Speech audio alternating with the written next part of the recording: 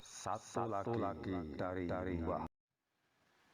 Lah kenapa kok kemudian sekarang ada Yahudi, ada Kristen, ada Islam, dan ada yang lain? Kita sebut kalau kita mengacu kepada tiga agama besar ini, mulai dari Yahudi, kemudian Kristen, dan yang paling terakhir adalah adik bungsu yang namanya Islam.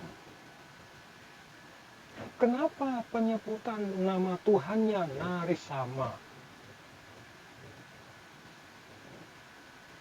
Yahudi menyebutnya sebagai Il, karena Ibrahim. Taurat menyebutnya Abraham, Injil menyebutnya Abraham, Quran menyebutnya Ibrahim. Ibrahim bukan bangsa Arab. Jangan berencana. Ibrahim itu bukan bangsa Arab. Kalau Ibrahim itu bangsa Arab, berarti bangsa Yahudi juga Arab. Bukan. Ibrahim itu berasal dari Mesopotamia, yang kemudian sering kita sebut sebagai Irak hari ini, atau dulu sering kita sebut Babilonia, tanah Babilonia. Ibrahim lahir di tanah yang bernama Urkadania. Kemudian Ibrahim menyeberang ke Mesir, maka Ibrahim disebut Abraham. Abraham di dalam bahasa bangsa-bangsa Nabi yang terdahulu artinya orang yang melintas. Apa yang dilintasi? Gurun. Ibrahim menikah dengan perempuan Mesir yang bernama Sarah, melahirkan anak laki-laki yang bernama Ishak. Kemudian Ibrahim menikah lagi dengan perempuan yang berasal dari Filistin, Palestina. Injil sering menyebut sebagai Kanaan atau Filistin. Punya anak laki-laki namanya Ismail. Maka ujung El itu menunjukkan Tuhan. Kalau ada nama Daniel, Samuel, dan yang El, itu berarti Tuhan di dalam bahasa Ibrani.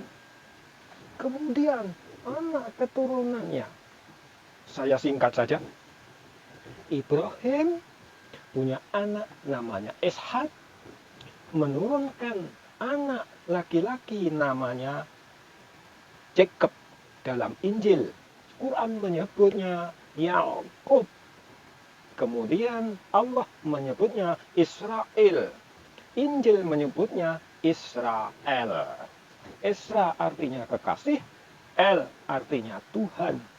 Karena Yakub adalah kekasih Tuhan atau kekasih Allah. Yakub punya anak 12 orang bersaudara yang sering kita sebut sebagai Bani Israel. Bani Israel karena anak keturunan Yakub. Yakub disebut Israel, anaknya Yakub disebut Bani Israel. Siapa 12 orang itu? Yusuf bersaudara. Abangnya Yusuf ada yang bernama Lewi. Lewi punya anak namanya Imran. Imran punya anak namanya Moses. Dalam Injil, Quran menyebut Musa.